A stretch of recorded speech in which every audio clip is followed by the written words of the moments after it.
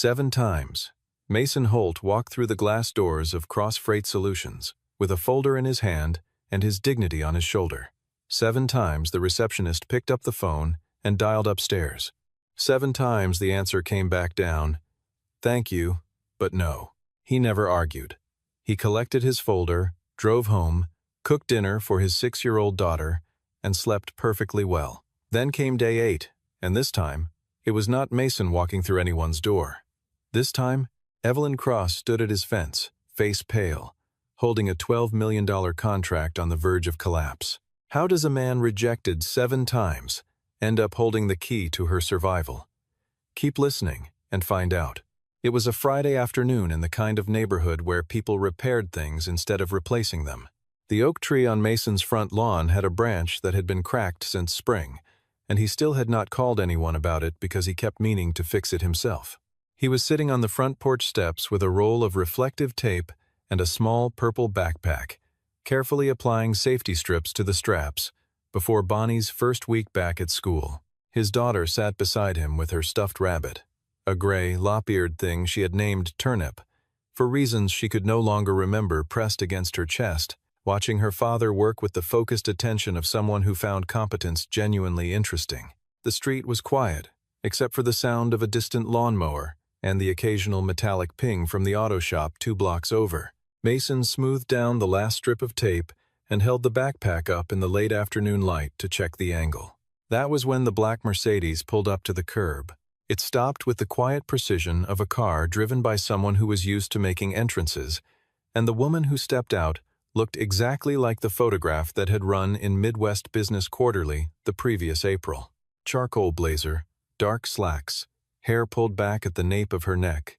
Evelyn Cross, Chief Executive Officer of Cross Freight Solutions, the 3rd largest regional freight company in the Midwest, a woman whose name appeared in industry columns, paired with words like relentless and exacting and formidable.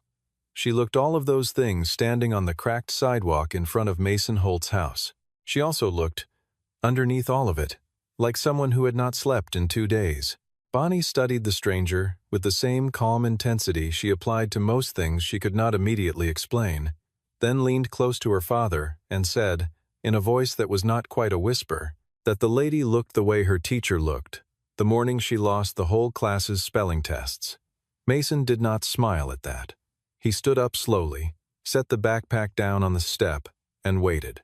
Evelyn Cross walked to the fence and stopped. She had been rehearsing what she would say during the 40-minute drive from downtown, and somewhere around the interchange, every version of the speech had come apart. She was left with the plain fact of why she was here, which was the one thing she was least accustomed to saying aloud. She looked at the man standing on the other side of the fence, work shirt, worn boots, a roll of reflective tape dangling from one hand, and understood, with the particular sharpness of a realization arriving too late, that she had never actually looked at him before. Not really. Not once across all 7 of those meetings and letters and phone calls. She said that she needed his fleet. All 11 trucks. Starting Monday. Mason held her gaze for 3 full seconds, long enough to let the weight of 7 rejections occupy the space between them without dramatizing it, and then he unlatched the gate and told her to come inside, that he would put coffee on, and that she could tell him exactly what was happening. To understand what Evelyn Cross was asking for, it is necessary to go back to the beginning, not to the crisis, but to the first time Mason Holt had ever stood in the lobby of Cross Freight Solutions and believed, reasonably, that his paperwork was in order. That was 18 months before the Friday afternoon on his porch. He had just registered the 9th truck to his fleet, bringing Holt Logistics to the point where the company was legally equipped for commercial contracting. He prepared the application himself, double-checked every certification, and submitted it through the proper channels. The rejection came back within a week, handwritten in the notes field. Fleet size does not meet Cross Freight's minimum threshold. He called to ask what the minimum threshold was. The person who answered the phone could not tell him. There was no published threshold anywhere on the company's website or in any of its contractor documentation. He noted this, filed it in a small spiral notebook he kept in the cab of his truck, and began preparing the second application. 14 months before the Friday, he resubmitted with a full commercial insurance certificate. a clean driver record portfolio for every operator on his roster, and updated safety compliance documentation. The rejection that time cited a lack of cold chain transport experience. Holt Logistics did not specialize in refrigerated freight, but more relevantly, neither did the primary contracts Cross-Freight handled at the time. Giselle Park, Evelyn's executive assistant, would later recall pulling that rejection letter from the outbox and pausing over it, trying to understand the logic, then deciding it was not her place to question. 11 months out, Mason completed a cold chain operations certification and had temperature monitoring equipment installed on the entire fleet. The rejection that time was about insufficient commercial credit history. 9 months out, he arrived with 3 years of financial statements and 2 signed commercial contracts with regional shippers. Evelyn Cross met with him directly that day, 5 minutes in the small glass conference room off the second-floor lobby. She looked at his file. She looked at him, the frayed collar, the work-rough hands, the boots that had clearly been resoled at least once. She told him she would review the application and let him know. A week later, the email arrived. After careful consideration, the answer was no, with no reason listed in the body of the message. 6 months before the Friday, Mason submitted again with letters of recommendation from 2 regional freight brokers and a revised operations proposal. The rejection came back the same day. Cross-Freight was implementing a new policy prioritizing partners with fleets of 15 units or more. That policy did not appear on the company's website because it did not exist as a formal policy. It existed only in the reason field of Mason Holt's 6th rejection letter. 3 months out, he had expanded to 11 trucks. He resubmitted. Giselle read the file that time before it reached Evelyn's desk, and she brought it upstairs with a sticky note attached to the cover page that said, in her careful block handwriting, that this portfolio was cleaner than most of their current active partners. Evelyn had peeled the note off, set it to the side, and signed the rejection. 6 weeks before the Friday, Mason drove to the Cross-Freight building without an appointment and stood in the main lobby for 2.5 hours. Evelyn walked through on her way to a meeting, and their eyes met for approximately 3 seconds before she continued to the elevator. That evening, a form letter arrived in his inbox. Cross-Freight was not accepting new contractor applications during the current quarter. What Evelyn Cross did not know, what she had not known across any of those 7 encounters, was the full professional history of the man she kept turning away. Mason Holt had spent 12 years at Meridian Logistics before he ever bought his first truck. He had started there as a route analyst fresh out of the University of Iowa, worked his way through operations management, and by his mid-30s had been appointed Director of Operations for the entire Midwest Division.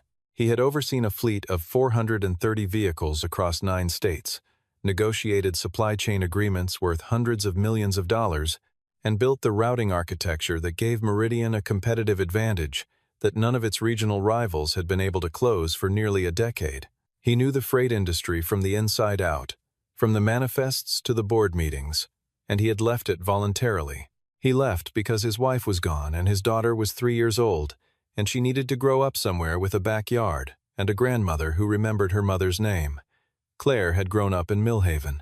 Her family was still there. He moved into the house with the cracked oak branch and the chain-link fence, bought his first truck with the last of his severance, and started over in the smallest way he knew how. His friend Isaac Rhodes had known him since college. Isaac ran a truck stop diner 12 miles east of town and had watched Mason rebuild his life 1 vehicle at a time, never mentioning Meridian to anyone unless Mason brought it up first.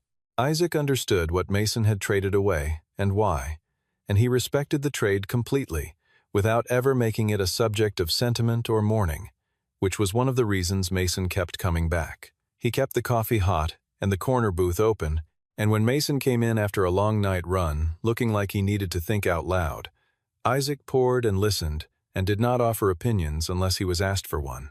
The house on Crestfield Lane was the right size for 2 people who were learning to navigate each other's routines. Mason kept it neat with the disciplined minimalism of someone who had once managed 400 vehicle logistics networks and understood that entropy compounds if you let it run. He fixed things himself, the back fence latch, the kitchen faucet, the cracked oak branch that finally came down in July, and which he had cut and stacked into firewood over a single weekend. Bonnie had no memory of her mother's voice, but she had photographs arranged on the low bookshelf in the living room, and she had a small cedar box her grandparents had given her that contained a pressed flower and a handwritten note and a photograph of Claire at about Bonnie's current age, looking, according to everyone who had ever seen both of them, startlingly similar. She had her father's face whenever he looked at the framed photo on the kitchen wall, that particular stillness, not grief exactly, more like the afterimage of something that had once filled the room with a specific quality of light, and whose absence you only noticed in the way the room felt different at certain hours of the day. She had turnip, who had been Claire's idea, ordered from a mail catalog 2 weeks before the accident. Bonnie did not know what her father had been before Millhaven. She only knew that when he read a contract, he read it very fast and then set it down and said it was fine.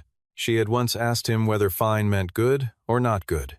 He had said it meant he was thinking about it, and that thinking was different from worrying, which was an important distinction she should remember. What Mason had been thinking about for 6 months, the real reason he had kept filing applications with Cross Freight, despite every rejection, was a specific contract that had not yet been signed when he walked through those glass doors the first time. He had known Retail Core was going to open a Midwest distribution bid in the 4th quarter.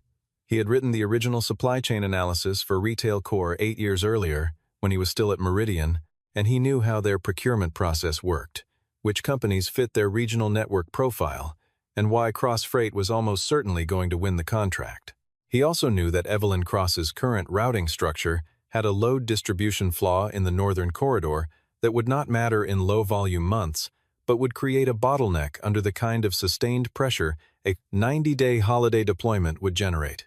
He had filed those 7 applications not because he was desperate for any work Cross Freight had to offer, but because he wanted to be a credentialed, vetted partner before the contract landed, so that when the flaw became a crisis, he would already be at the table, legally eligible to help, with a track record Cross Freight could verify. He had not planned on the rejections going that deep, but he had kept filing because the logic had not changed. Cross Freight Solutions had won the Retail Core contract 6 weeks before the Friday, $12 million, 87 delivery points across the Midwest. The first major deadline fell 90 days out, in the first week of November, when the full holiday inventory push needed to be in place.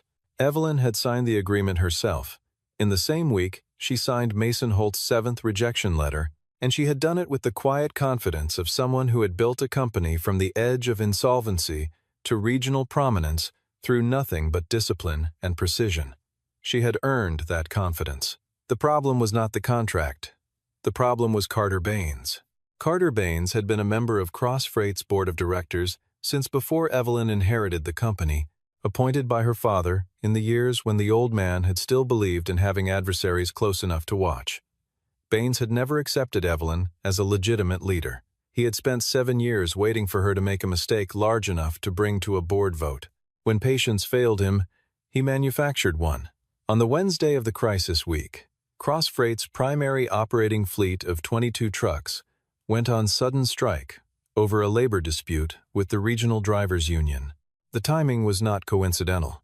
Baines had a relationship with the union leadership that predated his board seat, and the strike had been coordinated to land at the precise moment when Cross Freight was most exposed 8 weeks into a $12 million deployment, too deep to exit the contract and too short-handed to fulfill it. Evelyn had spent Wednesday and Thursday calling every backup freight partner in the regional directory. The market was saturated. The weeks before Thanksgiving were the single most capacity-constrained period on the freight calendar, and every operation with available trucks had already committed them elsewhere. Her operations director had run the numbers 3 times. They could fulfill approximately 60% of the Retail Core schedule with internal resources, scraping together borrowed capacity from smaller affiliates. 60% was not enough.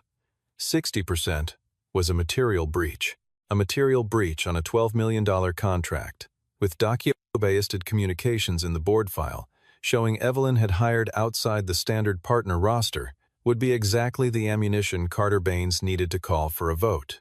Giselle had been the one to say Mason's name.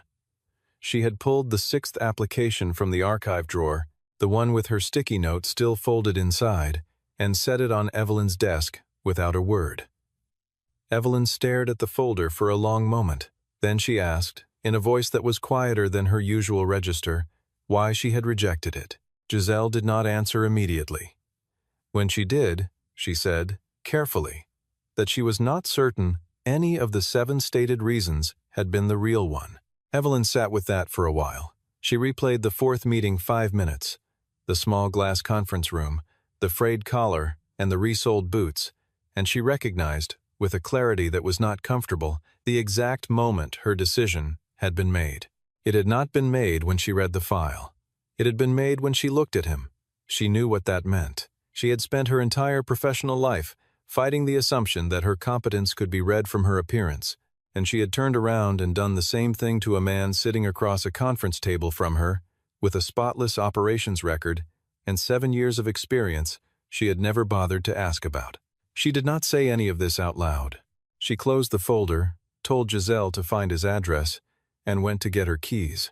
Mason's kitchen was small and orderly in the way that spaces become when a single person manages them with consistent attention.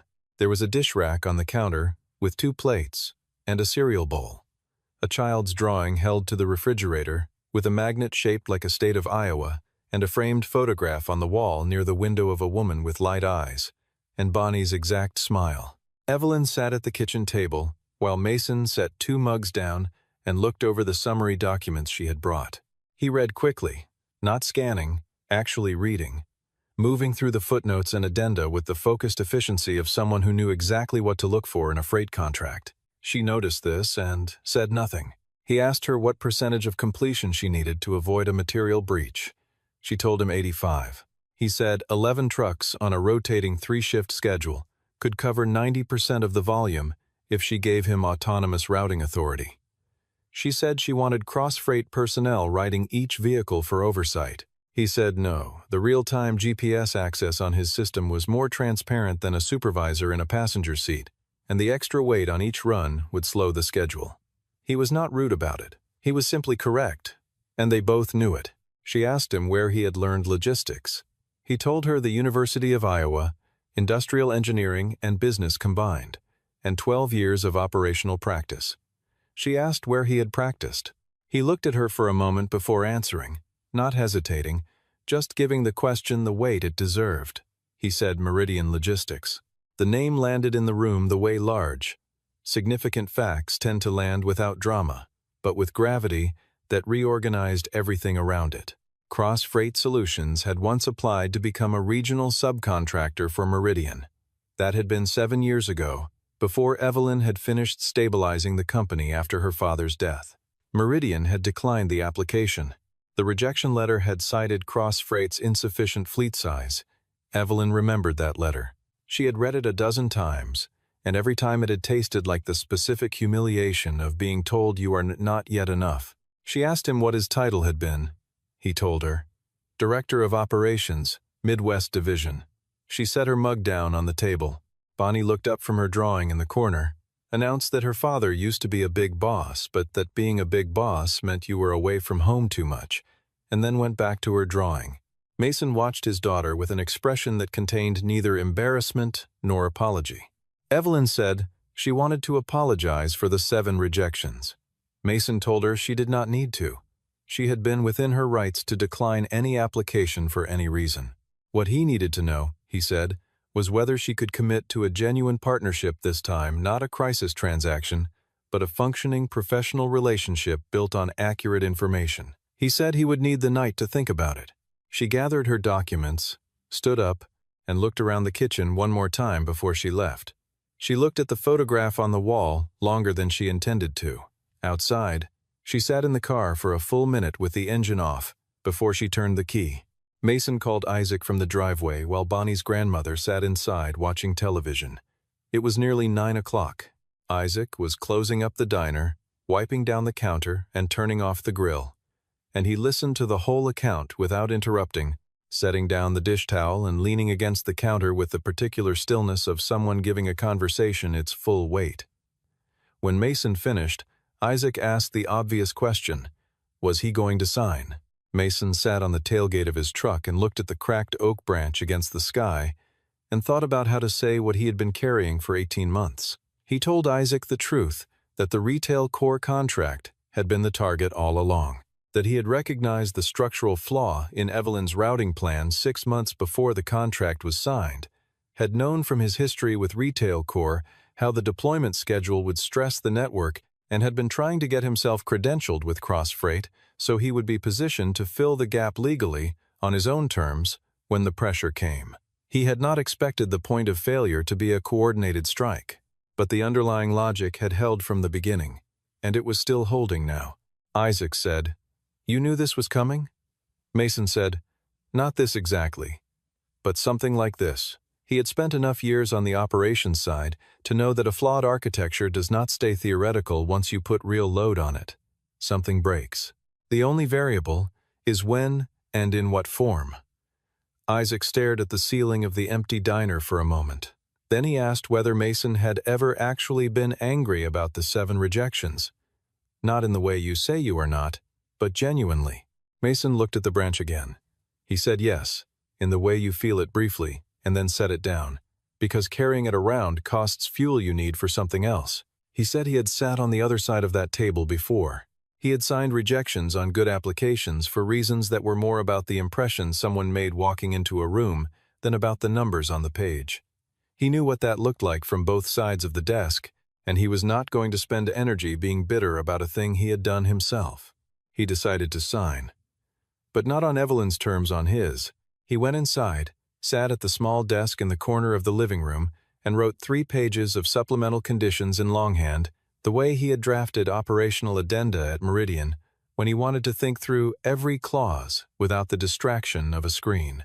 The key terms were these: autonomous routing authority on all assigned runs, weekly payment against completed deliveries rather than net 30, and a formal provision requiring Crossfreight to evaluate Holt Logistics for a long-term partnership agreement with equal standing terms if completion exceeded 85%. He did not ask for a guarantee. He asked for an honest evaluation. He checked on Bonnie before he went to bed, stood in the doorway of her room listening to her breathe, then went to sleep. The first week moved fast. Mason gave Giselle real-time access to the fleet tracking system on Monday morning, walked her through the dashboard in a 10-minute phone call, and was behind the wheel of the first run before 7. He drove the northern corridor himself that day, not because any of his other drivers could not have done it, but because he needed to verify road conditions, weight restrictions, and access points at the delivery sites personally before he put anyone else on the route. He noted 3 intersections where the map routing was technically correct but practically inefficient, 2 loading docks that had significantly different procedures than their posted instructions, and 1 stretch of county road that was showing surface deterioration that would slow a loaded truck by approximately 15 minutes per pass. He added all of it to the route file before he got home. On the 3rd day, he identified 2 locations in the delivery manifest where the route planning had missed practical constraints: 1 bridge with posted weight limits that disqualified full-load trucks, and 1 urban delivery zone where commercial vehicles over a certain length were restricted during business hours. He put together a brief report with 2 alternative routing solutions for each location, with timing estimates and fuel calculations for both options, and sent it to Giselle before noon. She forwarded it to Evelyn with a single line: "He found what our team missed in 6 weeks of preparation." Evelyn read the report twice, then pulled up the fleet tracking dashboard and watched the position indicators for all 11 trucks for a while, saying nothing to anyone in the office, which Giselle had learned over 4 years of working for her meant that she was revising something she had thought she already understood. She drove out to the 17th delivery point on the 8th day. She had told herself it was an operational check, the kind of oversight a CEO exercised on a critical contract. She parked down the street and watched from a distance. Mason was standing beside the truck talking with the receiving manager, going over the manifest, making a small note on his clipboard. There was nothing remarkable about what she was watching. It was exactly what a professional freight operator looked like, doing his job well. The unremarkable quality of it was, somehow, the part she could not stop thinking about on the drive back. On the 12th day, Carter Baines made his move on the fleet. He had identified two of Mason's drivers through a mutual contact in the regional freight network and arranged to have them approached with offers, signing bonuses, and higher base rates, contingent on leaving Holt Logistics immediately. It was a precise disruption. Losing two drivers mid-contract would force Mason to compress his schedule, create cascade delays on the northern and central corridors, and give Baines exactly the performance failure he needed to document for the board. One of the drivers told the recruiter no before the conversation was finished. The other brought the offer letter directly to Mason the following morning. Mason read it, thanked the driver, and made 2 phone calls before lunch. The calls went to people he had not spoken to in 3 years, former colleagues from Meridian who had relocated to the region and were running independent routes. Both of them recognized his number when it came up on their screens. Both of them said yes before he finished the sentence. On the 15th day, Mason met Evelyn at Isaac's diner with a 2-week progress report. He had formatted it himself, a 4-page document that tracked completion rates by corridor, flagged 2 recurring access delays at specific delivery sites, and included a projection model for the final 2 weeks that assumed a conservative weather margin. Evelyn read through it at the corner booth, while Isaac refilled her coffee without asking. She said it was the most detailed mid-contract report she had received from any partner in 7 years of running the company.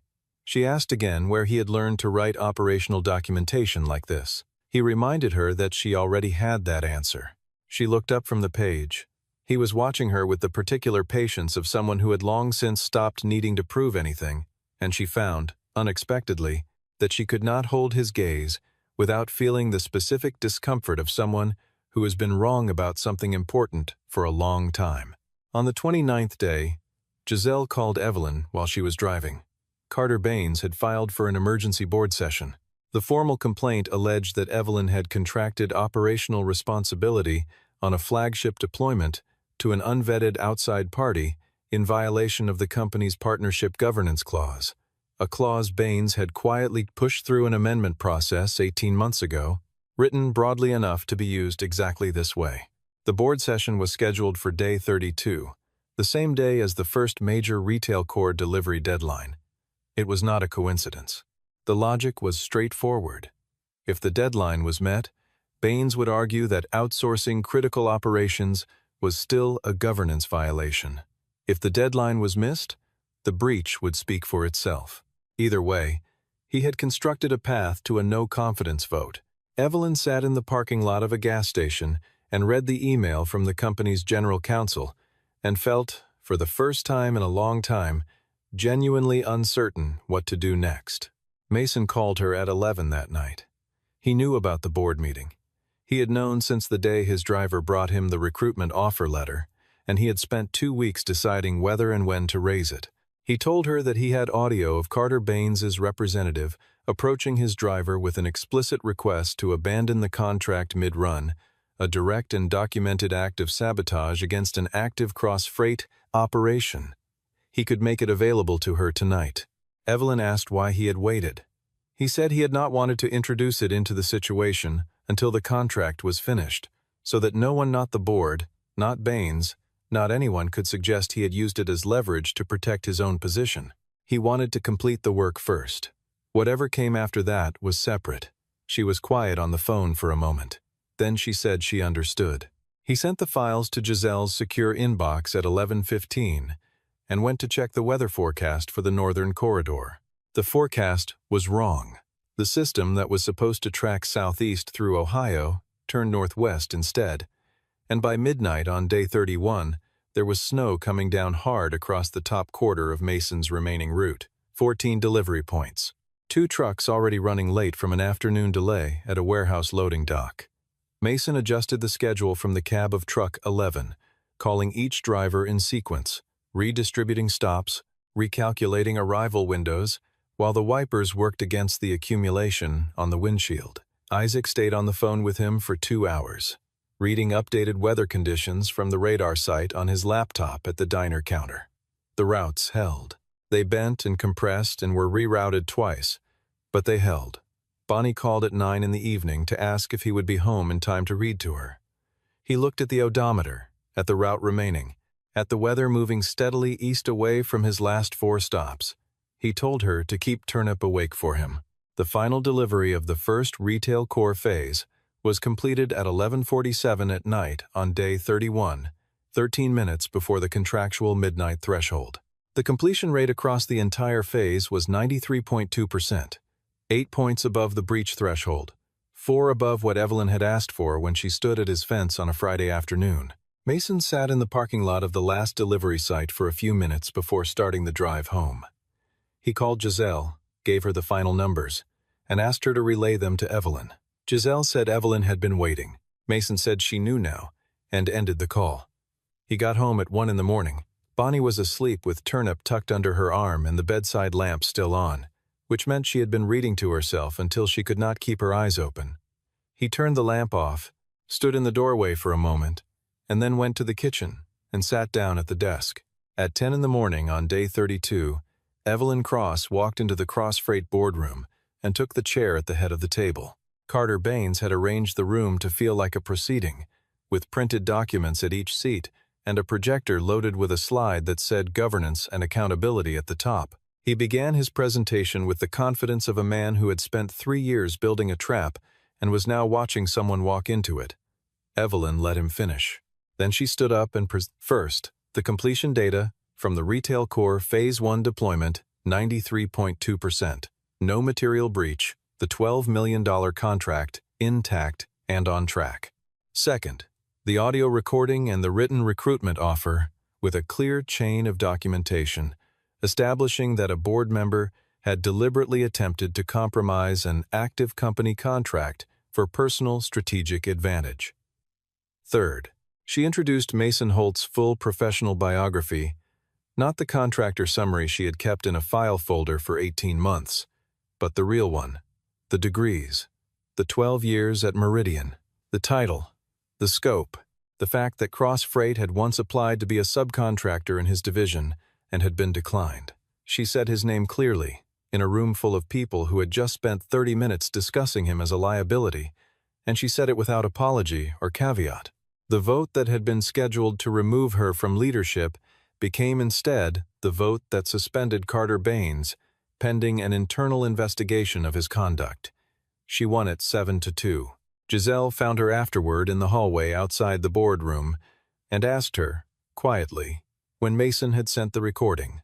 Evelyn said the previous night. Giselle said he could have sent it 2 weeks earlier and used it to protect his own contract. Evelyn nodded. Once, slowly. She said she knew. That was why she had used it. She drove to Mason's house that afternoon without calling first. Bonnie was in the front yard, sitting cross-legged on the grass, threading small beads onto a piece of elastic cord with the absolute seriousness of someone engaged in important manufacturing work. Turnip was propped against the fence post as a supervisor. Mason was on the porch with a cup of coffee and the same unhurried stillness he always seemed to carry, not passivity, but the particular calm of someone who had decided long ago what was worth spending energy on and had organized his life accordingly. Evelyn came through the gate and sat down on the steps beside him without preamble. She set a folder on the step between them. He looked at it, then at her. She said it was a long-term partnership proposal with equal standing terms, structured around a 12-month renewable agreement, with first right of refusal on all Midwest deployment contracts above a certain volume threshold. He picked it up and read through it, taking his time. Then he turned to page 3, where his own 3 pages of handwritten conditions, transcribed cleanly into print, had been incorporated into the document. He looked up. She said she had found the original version in Giselle's archive. He said she had found most of it. He had written the first draft 18 months ago. She looked at him for a moment in the way people look at someone when they are recalculating the entire timeline of a shared history. Then, for the first time since he had ever seen her face on anything, the magazine cover, the conference room doorway, the fence in front of his house, she smiled. Not the composed, professional expression he had seen her deploy in every other context. Something smaller and more honest. The kind of smile that meant she had understood something finally, and was not going to pretend she had understood it sooner. Bonnie held up the bracelet she had been assembling and announced that it was finished, and then asked if the lady was staying for dinner, because her father was making spaghetti, and his spaghetti was genuinely very good. 3 months later, Holt Logistics ran 16 trucks.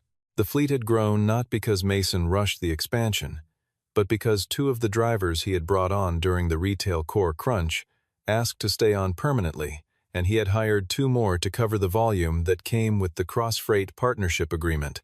He still drove 1 shift himself every week. Not because it was necessary, it had not been strictly necessary since the 3rd truck, but because he believed, with the consistency of someone who had learned it expensively, that a person who manages a system needs to know what the system actually feels like from the inside. He knew the roads. He knew where the weight restrictions were, and where the pavement buckled in the cold, and where the delivery docks ran slow on Tuesdays. That knowledge lived in his hands as much as in his files, and he was not interested in trading it away for the cleaner schedule of someone who only looked at dashboards. Evelyn restructured the cross-freight board in January, following the conclusion of the investigation into Carter Baines's conduct. Among the additions to the company's strategic advisory panel was Mason Holt. She had not asked him to join as a favor or as an extension of their partnership contract. She had asked because he was the only person whose counsel she trusted to arrive without an agenda she could not verify. He had a habit of telling her things she did not want to hear, presented plainly and without softening, and she had come to recognize that quality as the rarest thing in the room at any meeting she had ever chaired. On the first Monday in February, Bonnie went to school with a beaded bracelet on her wrist, blue and green and yellow. Assembled on the afternoon, Evelyn came to the house with the long-term contract folder. Bonnie told her best friend at recess that a friend of her dad's had helped her make it, and her friend asked what the lady's name was, and Bonnie said Evelyn, and her friend asked what Evelyn did, and Bonnie said she was not exactly sure, something with trucks, like her dad. There are things that do not appear in any application, no matter how carefully assembled. They do not show up in certification records or credit reports or fleet size metrics, or the kind of first impression a pair of resold boots makes in a glass-walled conference room. They exist in the way a person responds when a plan breaks down at midnight in a snowstorm, in the number of times they are willing to return to a closed door because the logic is sound and the work is worth doing. Evelyn Cross had spent 18 months looking at the surface of something without seeing what it was. Mason Holt had known what it was from the beginning and simply waited for her to look more carefully. In the end, she did. It cost her 7 refusals and 1 genuine crisis to get there, but she got there, and the man she had turned away every time was still at the table because he had never left it. He had just been driving the long way around, delivering on time, and keeping the lane clear for when she was ready to pull in.